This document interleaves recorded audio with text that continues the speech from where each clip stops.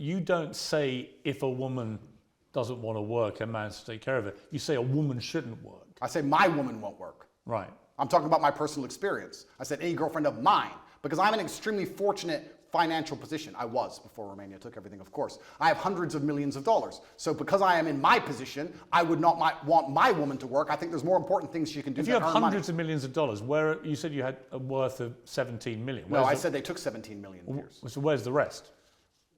They must have taken it. I think they have it. Or maybe I lost it. I think I lost it somewhere. You've never had hundreds of millions of dollars. Of course not. You haven't, have you? Of course not. You said they took all your assets. Exactly. Well, did they or didn't they? Of course, they took everything.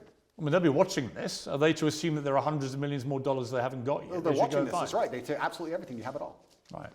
But again, is that all just the smoke and mirrors? Is that all just the top G stuff that you play up to, which has no bearing on reality?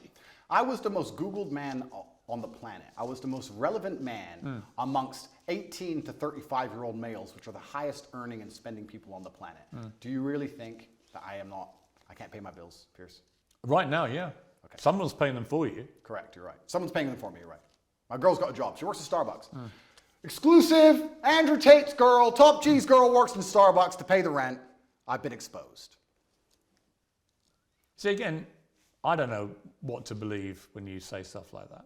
Well, I'm telling you, my friend, that the Romanian state... I think you deployed deliberate smoke and mirrors because you think it plays up to the brand. Romanian state have taken all of my money and I'm just, getting by. That's what's happened. Do you worry about your impact on young men? I think that...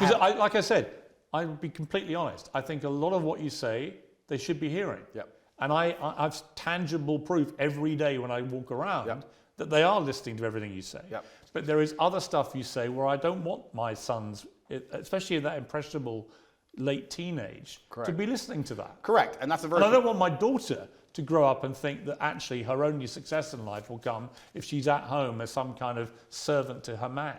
Well, that won't be her only success, but that's a very professional question, and I'll give a very professional answer. I have a massive responsibility. With great power comes great responsibility, and I understand that young men do listen to everything I say. I do think I say good things, but you also made a very pertinent point there. You talked about the impressionable age of a teenager, and it's very easy for a teenager with their hormones and their lack of life experience to take the things I say and weaponize them and use them in the incorrect context. However, that is not my fault. You could argue that 16 and 17-year-olds can look at anything on the internet and misunderstand it. You could argue that all of this transgender garbage and all of these rappers talking about killing each other and all these drill artists talking about stabbing their enemies could be misunderstood by a 16-year-old. I agree. So that's not my fault. However, on that I totally agree. Okay, so I have a massive responsibility. And you are held to a different account, actually, to a lot of those rappers. Absolutely. Right? There's no question. I mean, the far swing is when John Legend rewrote the lyrics to Baby It's Cold Outside because apparently encouraged sexual assault, but wouldn't say a negative word about any of the disgustingly misogynist and actually very violent lyrics of his rap friends. Absolutely. That to me is total hypocrisy. And it is hypocritical. However, unlike all of these other people, I have taken into account my massive power and my massive responsibility, and I try to make sure that I use my words as carefully as possible so that they cannot be misconstrued or misunderstood. Can I make sure that no teenager on the planet who listens to me ever misunderstands me ever? No, I can't do that, but I am doing my very best. What do I actually talk about? What do I actually say?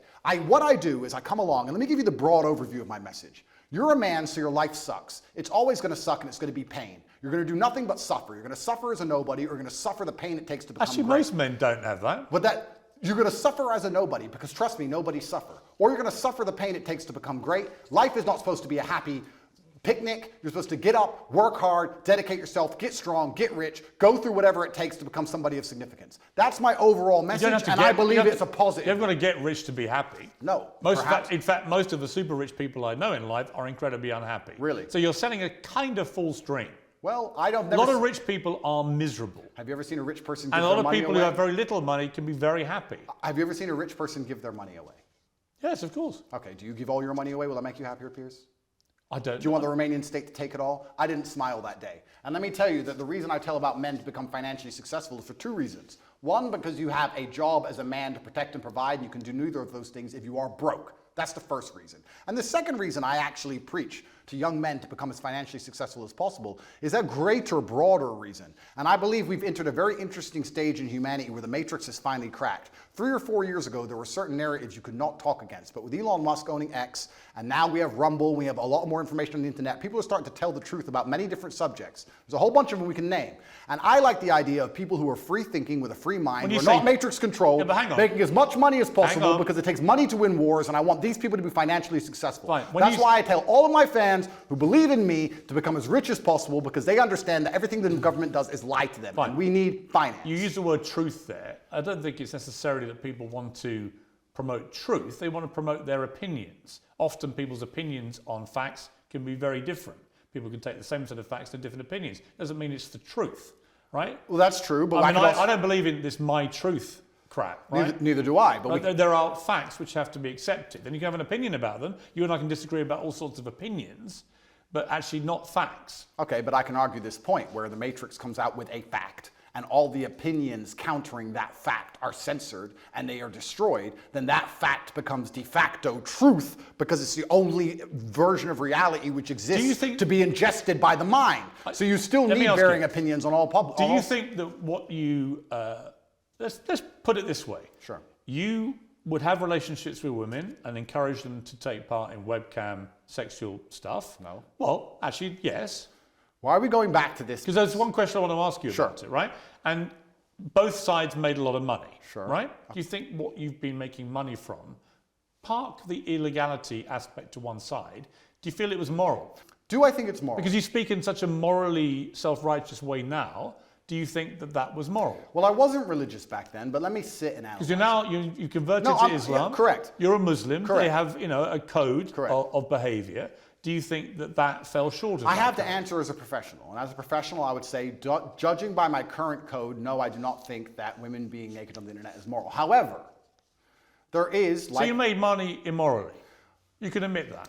It's nuanced like all things, Piers. At the time I was atheistic. I know that some of my girls talked men away from suicide. A lot of men are ridiculously lonely. I would also say a lot of the lessons I know about men and how they think and how lonely and sad they can be and how difficult life is as a man actually came from that era, because I saw a lot of very successful men with a wife and with kids and with money pouring their heart out to some 20-year-old they never met about how sad they were. I learned a lot about the world, and I know that a lot of suicide was prevented, and I made a lot of women millionaires. But would I do it now? No. However, I'm in a very different situation now. I'm a different person. I'm religious. I'm also extremely financially successful. Please understand, Piers, I come from Marsh Farm, Luton. I came from one of the worst areas inside of the UK. I could have stabbed someone. All of my friends were breaking into cars, breaking into houses. Most of my friends were in jail. What did I do? I promoted accounts on the internet. Didn't sell crack.